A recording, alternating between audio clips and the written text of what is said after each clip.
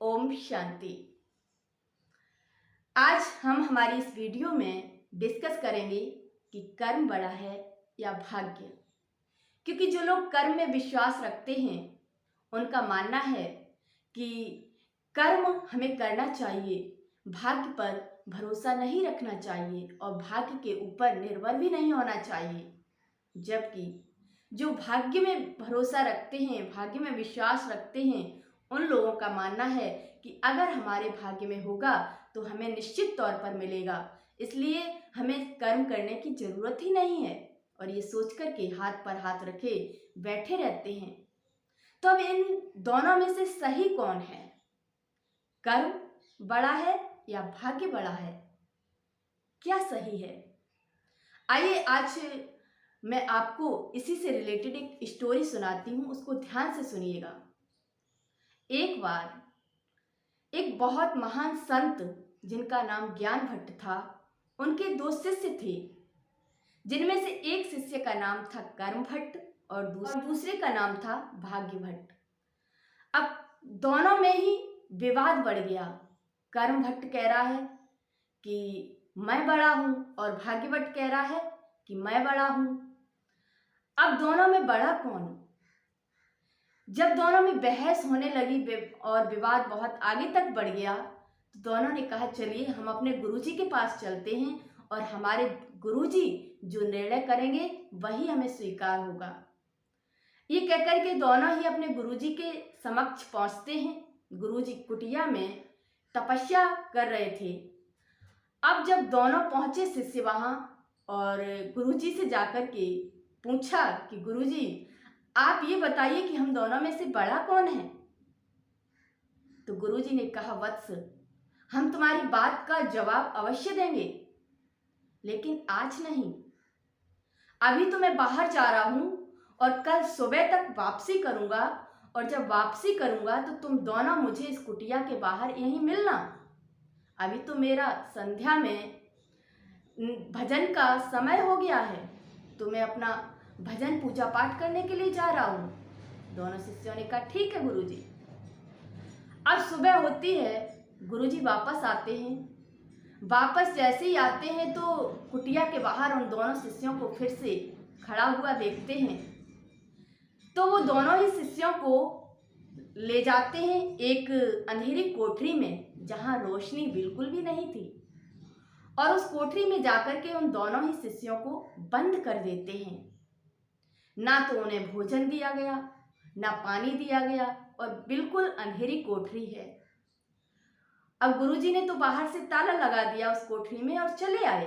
अब वो दोनों क्या करें? एक दिन गुजर गया, 2 दिन गुजर गए, अब कब तक भूखे रहें? दोनों में तड़प उठी। तो जो भाग्यवत था उसने सोचा कि अब हमारे भाग्य में यही है तो अब हम इसमें परेशान क्यों हों? और ये सोच करके वो राम नाम जपने लगता है, बैठ करके वहीं राम का नाम लेने लगता है, वहीं तपस्या करने लगता है। कहता है जब हमारे भाग्य में यही है तो हमें यही स्वीकार है। अब दूसरी तरफ एक कर्म भट्ट भी है जो कि भाग्य में विश्वास ही नहीं रखता। अब वो कह रहा है कि मैं बैठूंगा नहीं, मैं बैठूंगा तो खाऊंगा क्या, भूखों मर जाऊंगा। और ये सोच करके वो पूरे कमरे में, उस अंधेरी कोठरी में भोजन की तलाश करने लगता है। इधर उधर टकराता है, दीवारों में सिर लगता है, लेकिन वो बैठता नहीं है, वो तलाश जारी रखता है। जब तलाश जारी रखता है तो सडनली उसके हाथ एक गगरी लगती है, जो पहले ज़माने में गगरी होती थी।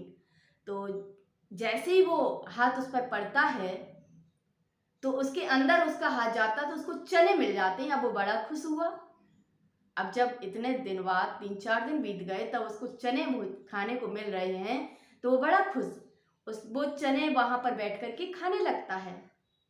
अब उसमें अंधेरे में उसको दिखता तो है नहीं, तो उसमें कहीं उसको कंकड़ भी नजर आते हैं। उसको लगता है कंकड़ है जो टाइट होते हैं, तो वो क्या करता है, कंकड़ समझ करके वो जो भाग्यवत तपस्या में बैठा हुआ है उसकी तरफ फेंक देता है और वो चने हैं वो स्वयं खा लेता है।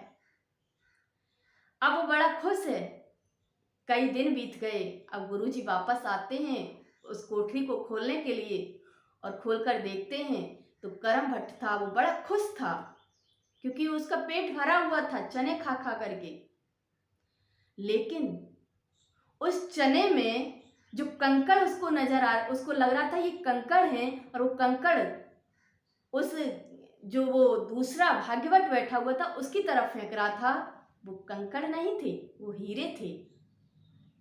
जब रोशनी पड़ी तब उसको नजर आए कि अरे ये तो हीरे थे, और वो कंकड़ समझ के फेंक रहा था। तो गुरुजी ने कहा कि कहो क्या हाल है। तो कर्म भट्ट बड़ा खुश, कह रहा बिना कर्म किए पेट भरता ही नहीं है, मैंने कर्म किया तो मुझे खाने को मिल गया। तो इस कहानी का जो कंक्लूजन है, जो निष्कर्ष है, वो यही है कि हमें कर्म भी करना चाहिए और कर्म के साथ साथ भाग्य जुड़ा हुआ है। कर्म और भाग्य दोनों ही एक दूसरे के पूरक हैं, जिसके लिए श्री कृष्ण भी श्रीमद् भगवद गीता में अर्जुन से 3 अध्याय के 8वें श्लोक में कहते हैं कि मनुष्य को अपना कर्म करना चाहिए। बिना कर्म करने से कहीं ज्यादा श्रेष्ठ है कर्म करना, और कर्म के बिना जीवन निर्वाह संभव नहीं है। तो कर्म तो हमें करना ही चाहिए, लेकिन जब हम कर्म करेंगे तभी हमारा भाग्य बनेगा। अगर हम कर्म करेंगे नहीं तो भाग्य बनेगा कैसे? भाग्य कर्म से जुड़ा हुआ है। हम श्रेष्ठ कर्म करेंगे तो हमारा श्रेष्ठ भाग्य बनेगा। तो हमें कर्म भी करना है, और कर्म और भाग्य वैसे ही हैं जैसे आपने देखा होगा बारिश का पानी होता है, वो हर जगह गिरता है, हर पौधे पर गिरता है, लेकिन किसी पौधे का जो फूल होता है वो लाल होता है, तो किसी का पीला होता है, तो किसी का सफेद होता है।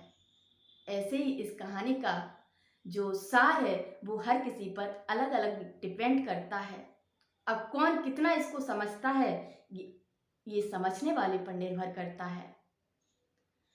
लेकिन कर्म और भाग्य एक दूसरे से रिलेटेड हैं, जुड़े हुए हैं। इनमें हम किसी को ना तो कम आंक सकते हैं और ना ज्यादा।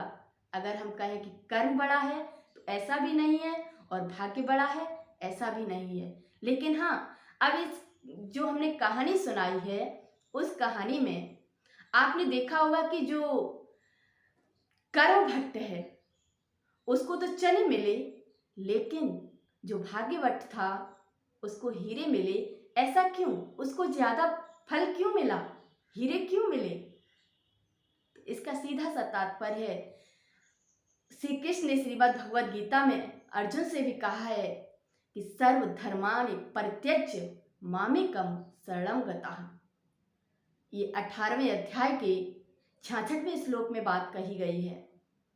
श्री कृष्ण अर्जुन से कहते हैं कि जो सर्व धर्मों को त्याग करके मेरी शरण में आ जाता है